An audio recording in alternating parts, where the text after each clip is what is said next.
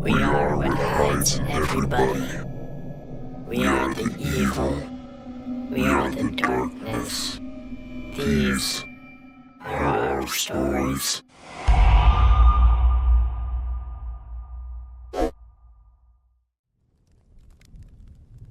Good evening, ladies and gentlemen, and welcome back to Darkness Tales. Before we get started, if I could have you click that subscribe button down below the video. You can always unclick it if you don't enjoy it, but I can promise you, this is a story to love. Now, I may have recorded this story once before, but it was far before I had any talent in this industry. So I thought I'd give it a little reboot. This is the prequel to Room Zero, titled Abandoned by Disney.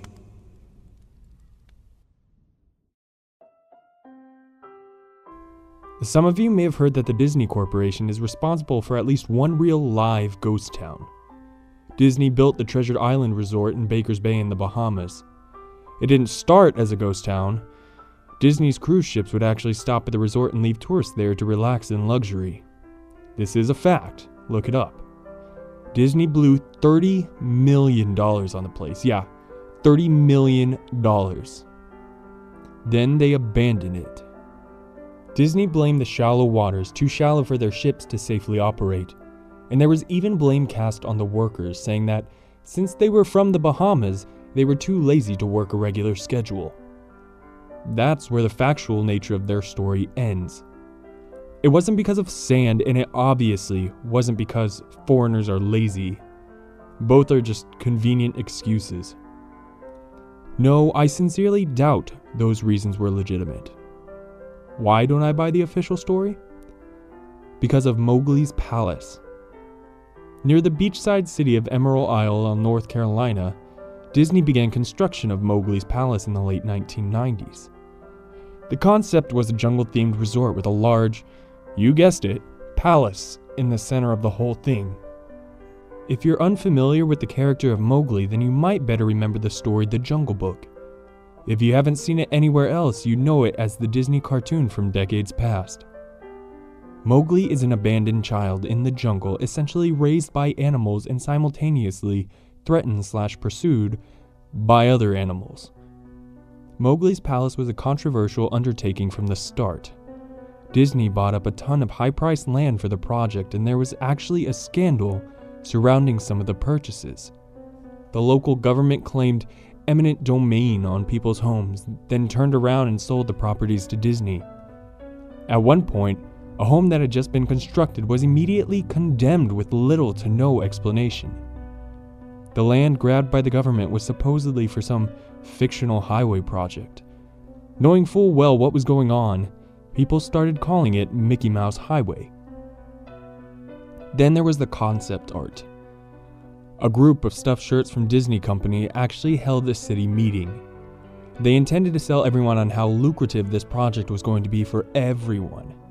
When they showed the concept art, this gigantic Indian palace, surrounded by jungle, staffed with men and women in loincloths and tribal gear, well, suffice to say, everyone flipped their shit. We're talking about a large Indian palace, jungle, and loincloths, not only in the center of a relatively wealthy area, but also a somewhat xenophobic area of the southern US. It was a questionable mix at this point in history. One member of the crowd tried to storm the stage, but he was quickly subdued by security after he managed to break one of the presentation boards over his knee. Disney took that community and essentially broke it over its knee as well. The houses were razed, the land was cleared, and there wasn't a damn thing anyone could do or say about it. Local TV and newspapers were against the resort at the beginning, but some insane connection between Disney's media holdings and their local venues came into play, and their opinions turned on a dime. So anyway, Treasure Island, the Bahamas. Disney sunk those millions in and then split. The same thing happened with Mowgli's Palace. Construction was complete. Visitors actually stayed at the resort. The surrounding communities were flooded with traffic and the usual annoyances associated with an influx of lost and irate tourists. Then it all just stopped. Disney shut it down and nobody knew what the hell to think. but they were pretty happy about it. Disney's loss was it was pretty hilarious and wonderful to a large group of folks who didn't want this in the first place. I honestly didn't give the place another thought since hearing it closed over a decade ago. I live maybe 4 hours from Emerald Isle, so really I only heard the rumblings and didn't experience any of it firsthand. Then I read this article from someone who had explored the Treasure Island Resort and posted a whole blog about all the crazy shit he found there. Stuff just left behind. Things smashed, defaced, probably ruined by the disgruntled former employees who had lost their jobs. Hell, the locals from all around probably had a hand in wrecking that place. People there felt just as angry about Treasure Island as folks here did about Mowgli's palace. Plus, there were rumors that Disney had released their aquarium stock into the local waters when they closed. That includes sharks. Who wouldn't want to take a few swings at some merchandise after that? Well, what I'm getting at is that this blog about Treasure Island got me thinking. Even though many years had passed since its closing, I figured it might be cool to do some urban exploration at Mowgli's palace. Take some photos, write about my experience, and probably see if there was anything I could take home as a memento. I'm not going to say I wasted no time in getting there, because honestly, it took me another year after I first found that Treasure Island article to get around to going up to Emerald Isle. Over the course of that year, I did a lot of research on the Palace Resort. Or rather, I tried to. Naturally, no official Disney site or resource made any mention of the place. That had been scrubbed clean. Even odder, however, was that nobody before myself had apparently thought to blog about the place or even post a photo. None of the local TV or newspaper sites had one word about the place. Though that was to be expected since they had all swung Disney's way. They wouldn't be out there lauding their embarrassment, you know? Recently, I learned that corporations can actually ask Google, for example, to remove links from search results. Basically for no good reason. Looking back, it's probably not that nobody spoke of the resort, but rather their words were made inaccessible. So in the end, I could barely find the place. All I had to go on was an old as hell map I'd received in the mail back in the 90s. It was a promotional item sent out to people who had recently been to Disney World, and I guess, since I had been there in the late 80s, that was recent. I didn't really intend to hang on to it. It just got shoved in with my books and comics from my childhood. I'd only remembered it months into my research, and even then, it took me another few weeks to locate the storage bin my parents had shoved it all into. But I did find it. Locals were no help, as most were transplants who had moved to the beach in recent years, or old residents who just sneered at me and made rude gestures the second I had managed to say, "Where would I find Mowgli's?" The drive took me through an inordinately long corridor of overgrowth, tropical plants that had run rampant and overpopulated the area mixed with the native species of Florida that actually belonged there and had tried to reclaim the land. I was in awe when I reached the front gates of the resort. Tremendous, monolithic wooden gates whose supports to either side looked like they must have been cut from giant sequoias. The gate itself had been gouged in several places by woodpeckers and eaten away at the base by burrowing insects. Hanging on the gate was a sheet of metal, some random scrap with hand-painted letters scrawled in black. Abandoned by Disney. Clearly the handiwork of some past local or an employee who wanted to make some small protest. The gates were open enough to walk through but not drive, so grabbing my digital camera and the map, whose flip side showed a layout of the resort, I set off on foot.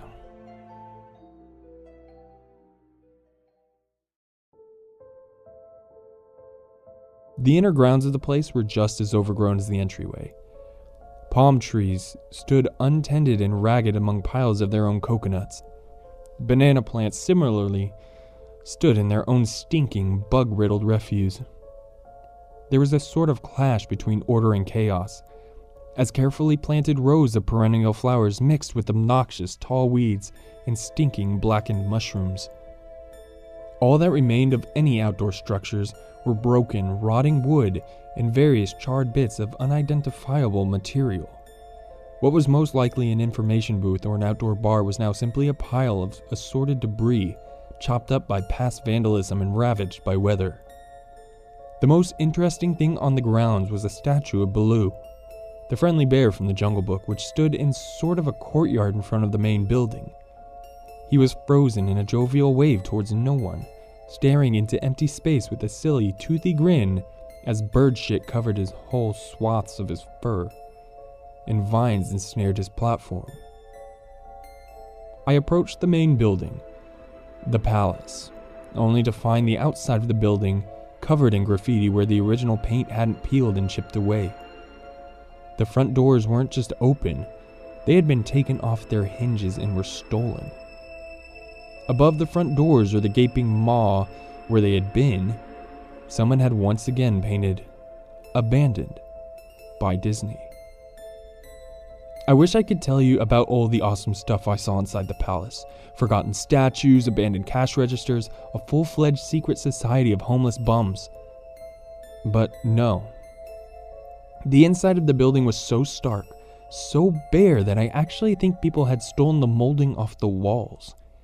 Anything that was too big to steal, counters, desks, giant fake trees, they were all resting amid this empty echo chamber that amplified my every step like a slow rat-a-tat of a machine gun.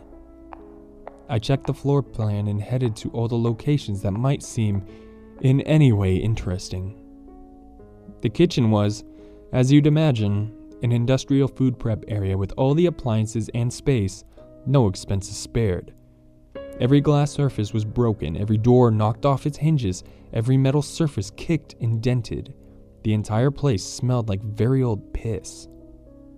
The huge freezer, not even remotely cool now, had row upon row of empty shelf space. Hooks hung from the ceiling, probably for hanging cuts of meat. And as I stood inside for a moment, I noticed they were swinging. Each hook swung in a random direction, but their movements were so slow and small that it was almost impossible to see. I figured it had been caused by my footsteps, so I stopped one from swinging by clutching it in my fist, then carefully letting go. But within seconds it started to swing once more. The bathrooms were in much the same state as the rest of the place. Just like the Treasure Island Resort, someone had methodically smashed each porcelain commode with coconuts and other implements. There was about a half-inch of rancid, stinking, stagnant water on the floor, and so I didn't want to stay there very long. What's odd is that the toilets and the sinks and the bidets in the ladies' room, yes, I went there, all dripped, leaked, or just ran freely. It seemed to me that they should have been shut off long ago. There were plenty of rooms in the resort, but naturally I didn't have time to look through all of them. The few I did peer into were similarly wrecked, and I didn't expect to find anything there. I thought there was actually a television or radio in one room, as I really think I heard a quiet conversation coming out, though it was like a whisper. Probably my own breathing echoing in the silence, or just another case of the sound of flowing water playing tricks on the mind. But this is what it sounded like. I didn't believe it. You should have believed it. I didn't know that. I didn't know that. Your father told you. What do you mean he told me? I didn't know. I know that sounds ridiculous. I'm just telling you what I experienced, why I thought there might have been something running in that room. Or worse, some vagrants who had holed up there and probably would have knifed me. At the front doors of the palace again, I figured I hadn't found anything of note and had wasted the trip up. As I looked out the door, I noticed something interesting in the courtyard that I apparently missed. Something that would give me at least one thing to show for all my trouble, even if it was just a photograph. There, as a lifelike statue of a python, maybe 8 feet long, coiled up and sunning itself on a pedestal right in the center of the area. It was almost time for the sun to start setting, so the light fell onto the object in the perfect way for a photograph. I approached the python and snapped a photo.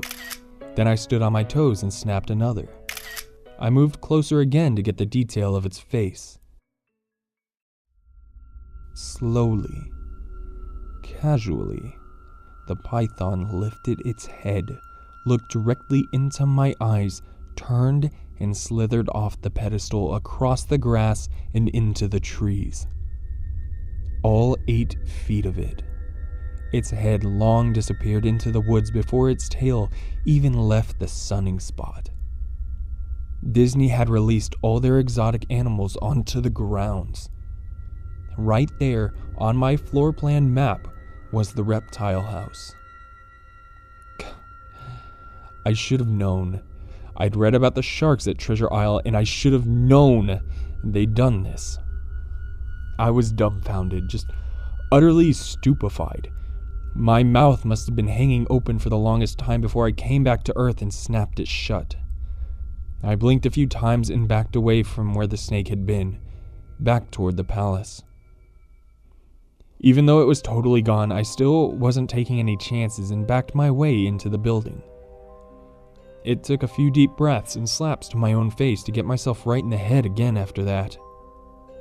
I looked for a place to sit down as my legs were feeling a bit like jelly at this point. Of course, there was no place to sit down unless I wanted to recline in the broken glass and dead leaf carpet, or haul myself up onto a desk of questionable reliability. I had seen some stairs near the palace's lobby and decided to go have a seat there until I felt better. The staircase was far enough away from the front of the building to be relatively clean, save for a startling accumulation of dust. I pulled a wedge of metal off the wall, once again painted with the "Abandoned by Disney" motto I'd become accustomed to. I placed the wedge on the stairs and sat on it to keep at least somewhat clean. The stairway led downward, below ground level. Using my camera as sort of an improvised flashlight, I could see that the staircase ended in a metal mesh door with a padlock. A sign on the door, a real sign, read, "Mascots only. Thank you." This perked up my spirits a little bit for 2 reasons. 1, a mascots only area would have definitely had some interesting stuff back in the day. 2, the padlock was still in place. Nobody had gone down there. Not the vandals, not the looters, nobody. This was the one place I could actually explore and perhaps find something interesting to photograph or wantonly steal. I'd come to the palace essentially agreeing with myself that it was okay to take anything I wanted because, hey, abandoned. It didn't take much to bust the lock. Well, actually, that's wrong. It didn't take much to bust the metal plate on the wall that the padlock was hooked to. Time and decay had done most of the work for me, and I was able to bend the metal plate enough to pull the screws out of the wall. Something nobody else had apparently thought of or hadn't been able to do at the time. The mascots only area was a startling and very welcome change from the rest of the building I'd seen. For one, every second or third fluorescent light overhead was illuminated, even though they flickered and faded randomly. Also, nothing had been stolen or broken, even if age and exposure were definitely taking their toll. Tables had notepads and pens. There were clocks, even a punch-in clock on the wall complete with filled-out time cards. Chairs were scattered around, and there was even a small break room with an old, static-filled television and long rotted-out food and drink on the counters. It was like one of those post-apocalypse movies where everything is left in a state of evacuation. As I walked the maze-like sub-basement hallways of the mascots-only area, the sights just became more and more interesting. As I went further, desks and tables were knocked over, papers scattered and almost melded with the damp floor, and a large carpet of mold was slowly overtaking the real rotting crimson floor covering. Everything was just sort of squishy. Anything wood disintegrated into mush when I applied even the least amount of force, and clothing items hanging on hooks in one of the rooms simply fell to moist threads if I tried to unhook them. One thing that annoyed me was the light was becoming more sparse and unreliable as I went further into the dank, suffocating depths of the place.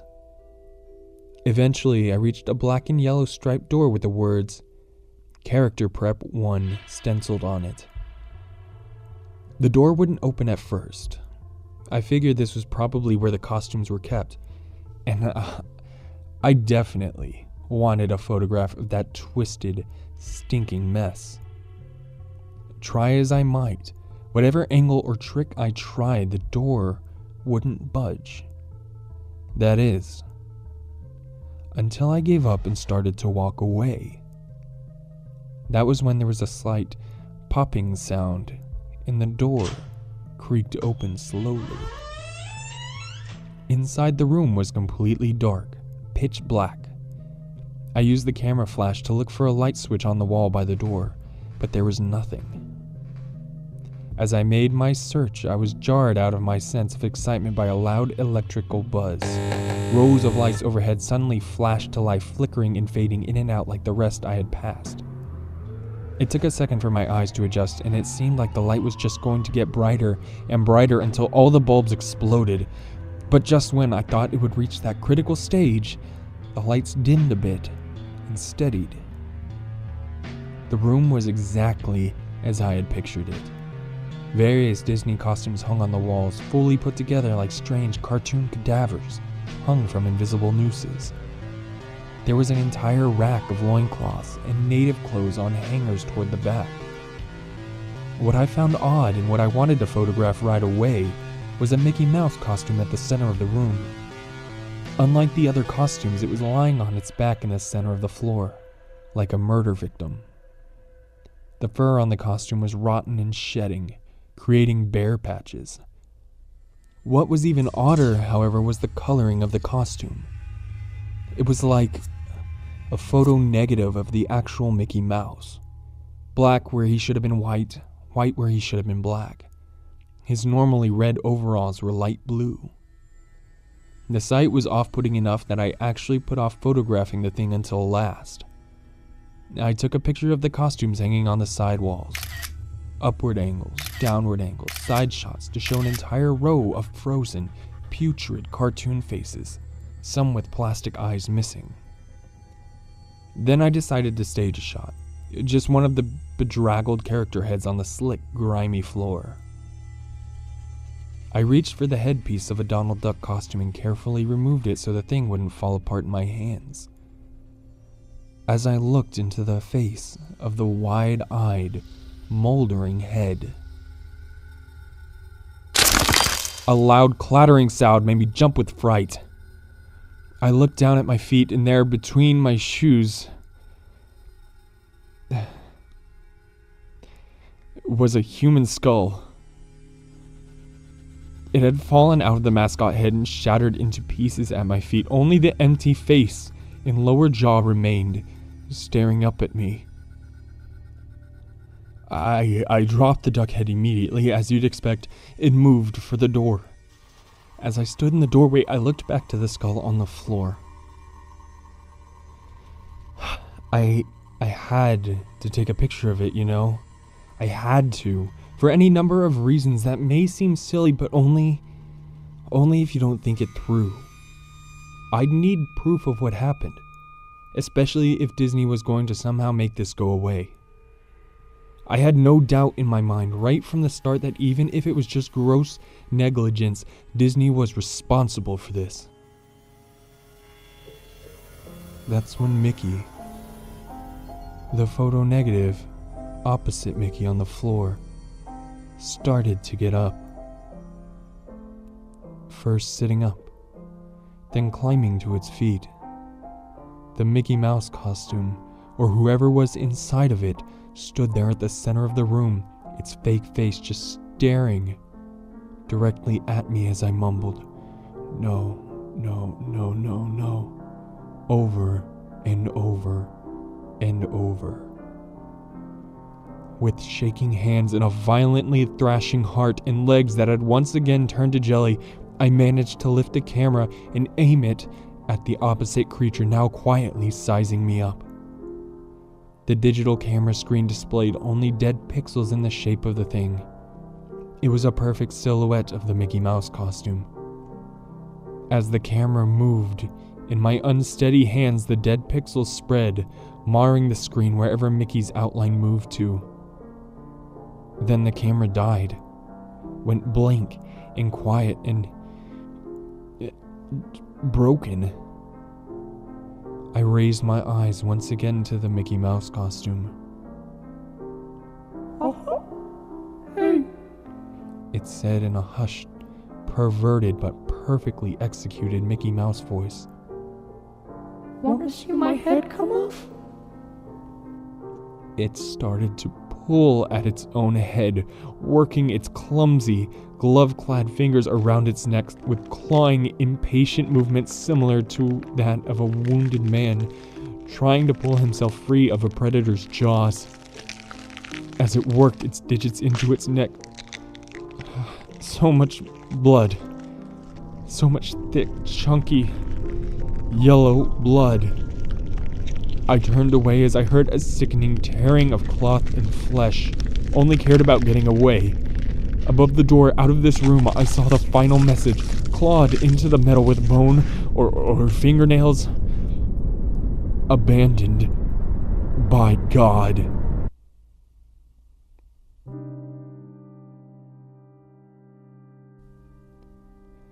I never got the pictures out of the camera. I never wrote the blog entry about it. After I ran from that place, fled for my sanity, if not my very life, I knew why Disney didn't want anyone to know about this place. They didn't want anyone like me getting in. They didn't want anything like that getting out.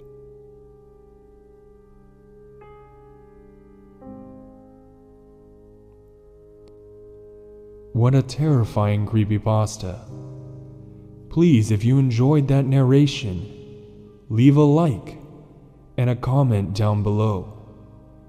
It helps me immensely get more views, more subscribers, and helps me create more content for you.